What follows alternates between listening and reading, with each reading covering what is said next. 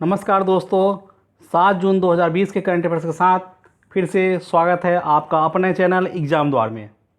तो आइए शुरू करते हैं आज का करंट अफेयर्स। हमारे चैनल एग्ज़ाम द्वार पे आपको आरआरबी, एनटीपीसी, एसएससी के मैथ्स के वीडियोस, साथ ही डेली करंट अफेयर्स और जीके के वीडियोस मिलेंगे। हमारे चैनल एग्ज़ाम द्वार के वीडियोस को लाइक करना, शेयर करना और हमारे चैनल को सब्सक्राइब करना ना भूलें। तो आइए बढ़ते हैं आज के करंट अफेयर्स की तरफ। 7 जून 2020 के करंट अफेयर्स इस प्रकार है। Rating agency Moody's investors service ने हाल ही में भारत की सॉवरेन रेटिंग को Baa2 से घटाकर कितना कर दिया है? और इसका सही उत्तर है Baa3। कुवैत में भारत का नया राजदूत किसे नियुक्त किया गया है? और इसका सही उत्तर है सीबी जॉर्ज। सीबी जॉर्ज को कुवैत में भारत का नया राजदूत नियुक्त किया गया है। हाल ही में जिस राज्य सरकार ने कॉन्टैक्ट ट्रेसिंग की सुविधा हेतु सैलून और ब्यूटी पार्लर जैसी सेवाओं के लिए आधार कार्ड को अनिवार्य किया है, उस राज्य का नाम तमिलनाडु है। हाल ही में जिस राज्य ने कोविड-19 के प्रति जागरूकता फैलाने के लिए मिशन फतेह अभियान शुरू किया है, उस राज्य का नाम पंजाब है।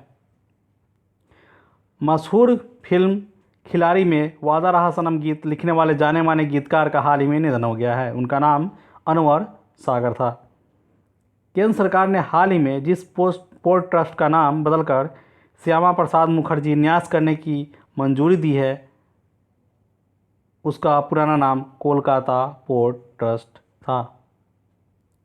फिनलैंड में भारत का नया राजदूत रवीश कुमार को बनाया गया है। हाल ही में जिस देश ने 16 जून से 4 चाइनीज एयरलाइंस पर रोक लगाने का फैसला किया है, वह देश है अमेरिका। भारतीय उद्योग परिसंघ का नया अध्यक्ष हाल ही में किसे नियुक्त किया गया है? और इसका उत्तर है उदय कोटक। अमेरिका में यूजर की सूचनाएं एकत्रित करने के आरोप में गूगल पर कितने करोड़ रुपए का मुकदमा दर्ज किया गया है?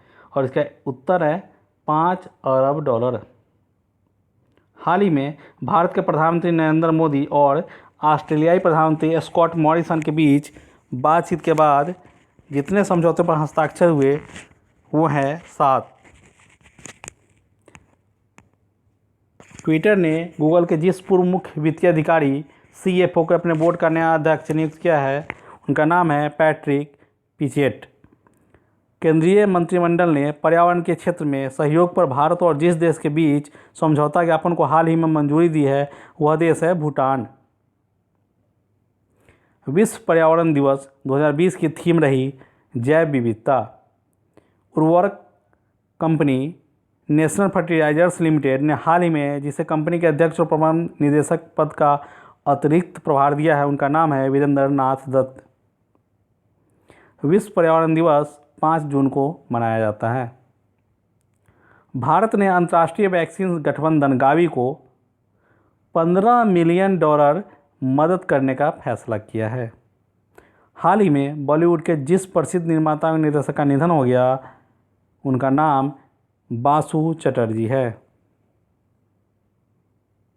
प्रधानमंत्री नरेंद्र मोदी के जिस निजी सचिव को वाशिंगटन में विश्व बैंक के कार्यकारी निदेशक का वरिष्ठ सलाहकार नियुक्त किया गया है, उनका नाम राजीव टोपनो है।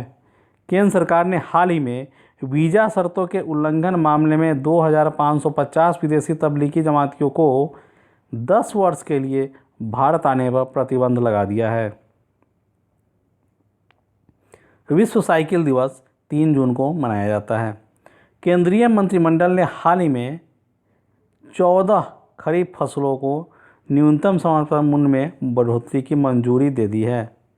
केंद्र सरकार ने जल जीवन मिशन के तहत हाल ही में 1407 करोड़ रुपये का आवंटन असम की सरकार को किया है।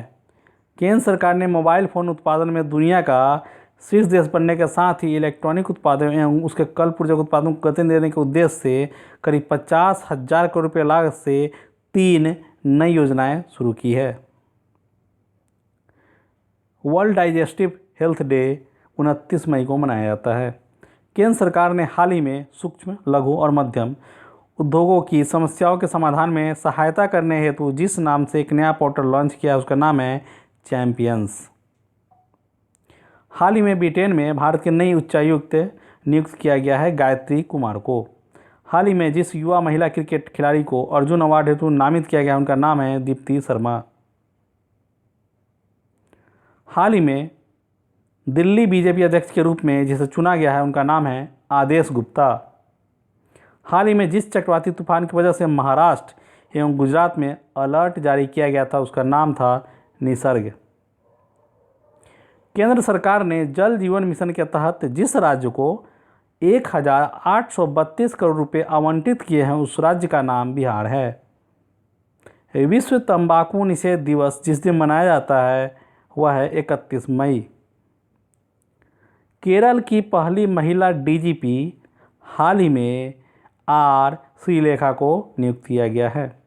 अश्विनी भाटिया को हाल ही में एसबीआई का नया प्रबंध निदेशक के रूप में नियुक्त किया गया है।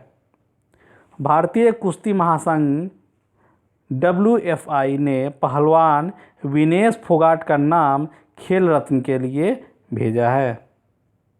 हाल ही में जिस देश ने दक्षिण कोरिया में अमेरिकी की थाड मिसाइल रक्षा प्रणाली की मौजूदगी को लेकर पुनः आपत्ति दर्ज कराई है वह देश है चीन।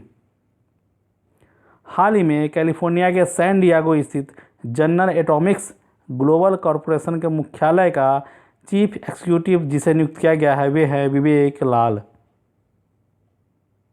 चुनाव आयोग ने राज्यसभा की 24 सीटों के लिए जिस दिन मतदान कराने का फैसला किया है वह तारीख है 19 जून।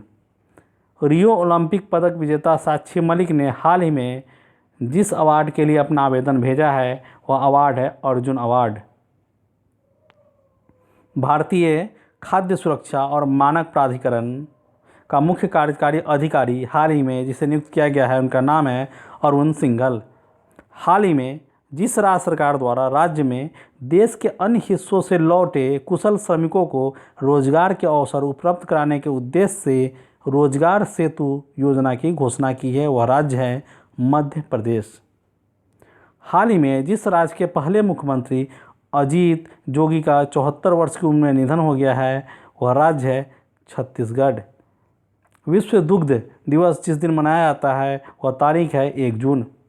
केंद्र सरकार ने वर्ष 2020-21 के लिए छत्तीसगढ़ के लिए जन जीवन मिशन के तहत जितने करोड़ रुपए मंजूर किए हैं वो पैसे हैं 445 करोड़ रुपए जल जीवन मिशन के लिए छत्तीसगढ़ को दिए गए हैं।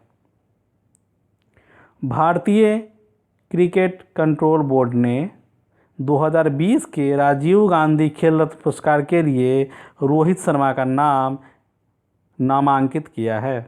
हिंदी पत्रकारिता दिवस 30 मई को मनाया जाता है। हाल ही में जिस राज्य के बोडोलैंड विश्वविद्यालय बोडोलैंड यूनिवर्सिटी के शोधकर्ताओं द्वारा एक फंगल पाउडर तैयार किया गया है जो लोगों की रोग प्रतिरोधक क्षमता बढ़ाने में मददगार साबित होता है वह राज्य है असम। हाल ही में न्यू डेवलपमेंट बैंक के अध्यक्ष के रूप में मार्कोस ट्रायजो को चुना गया है।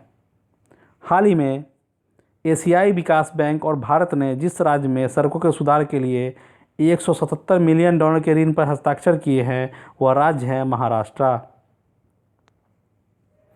हाल ही में जिस भाषा के मशहूर लेखक और बैंकर मुश्तबा हुसैन का निधन हो गया 83 वर्ष की उम्र में वो उर्दू के प्रख्यात लेखक थे।